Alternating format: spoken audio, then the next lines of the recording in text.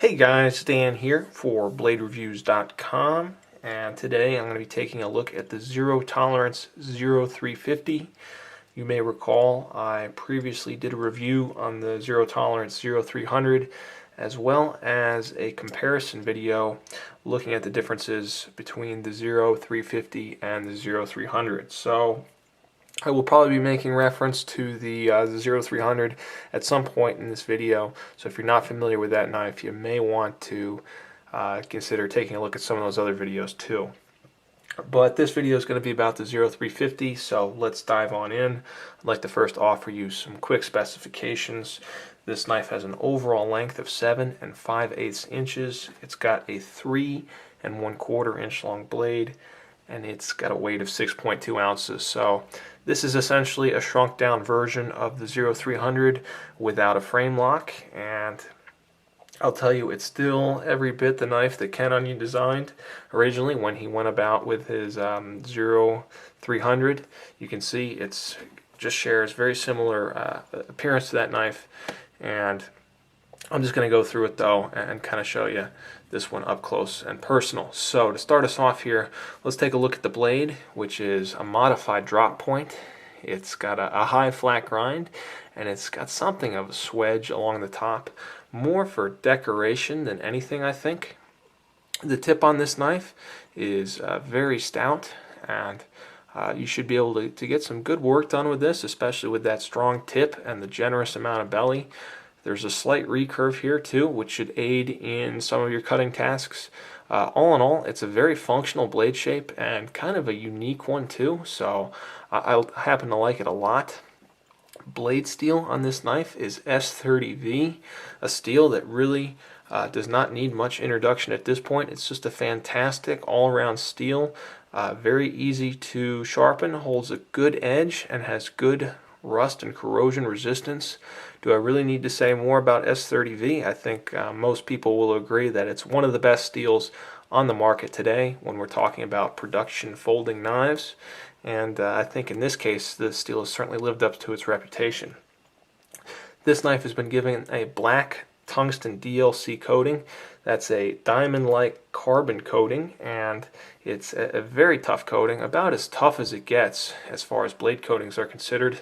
Sure, it will still show wear if you are going to say hard use this knife, and you know, all coatings show wear eventually, but compared to more conventional coatings, say something like a black Teflon coating, it's going to hold up a lot better. So I like the coating a lot. I like the blade shape. I like the steel.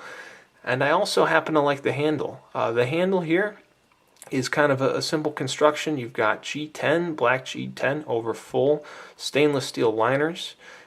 Just like on the 0300, everything has been very well done here. You'll just notice how flush everything is, how beautifully everything lines up.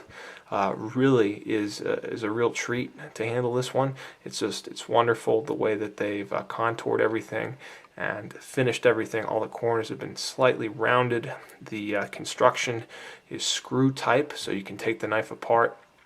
You've got a large backspacer, which adds further to rigidity. The liners here have not been milled out. There's a hole or two, but I suspect that that's mostly for the speed safe assisted opening, unless to lighten up the knife. One perhaps point of constructive criticism might be to drill out these liners a bit and lighten the knife up, but I'll tell you, if you're looking for a stout, no-nonsense kind of knife, something that's going to take some abuse, this is a little tank here, and the full, thick liners kind of show you exactly what I'm talking about. This is a very, very stoutly built knife. Ergonomics are actually really good. I'm a big fan of the kind of shrunken down version of the 0300. It fits my hand very well. You've got a nice thumb ramp at the top here with very meaningful jimping, and if you throw the knife in reverse, you'll notice that there's actually more jimping back here as well. And in either grip, you've got a lot of good grip. Actually, it's very comfortable, and no slippage at all. So I do like that a lot. You can see here the flipper doubles as a finger guard, and you've got a nice choil region, so You really don't have to worry about slipping forward with this knife. The ergonomics are very well thought out, and I like the width of the handle. It does fill the hand and just makes it a pleasure to use. The pocket clip is the same clip that you'll find on the ZT-0300. It's actually the same clip that you'll find on the Kershaw Skyline.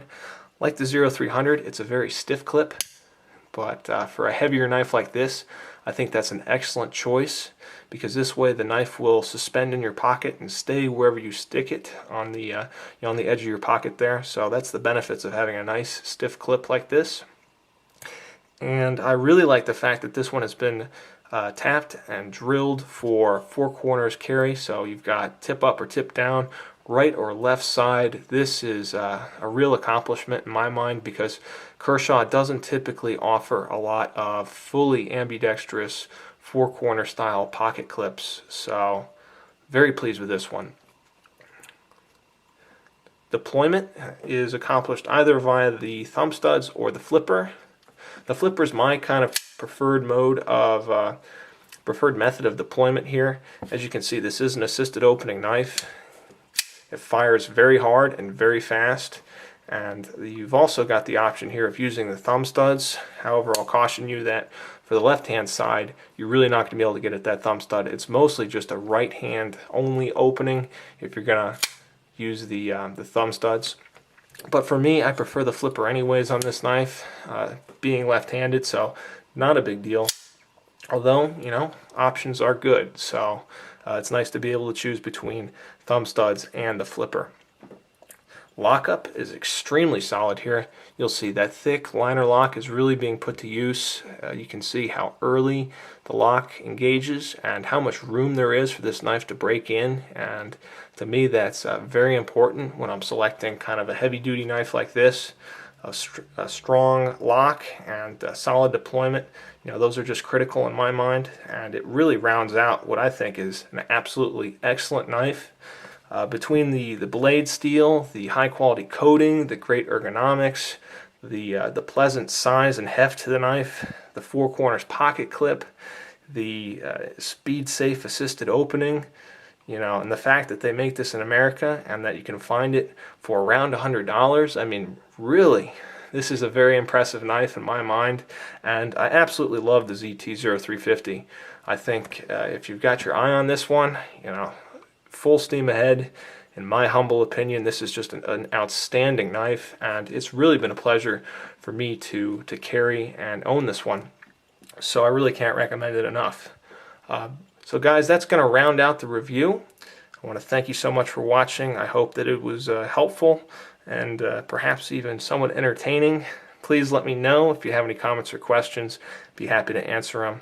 Again, guys, this is Dan for BladeReviews.com. Thanks for watching. Take care, and I'll be back soon with another knife review.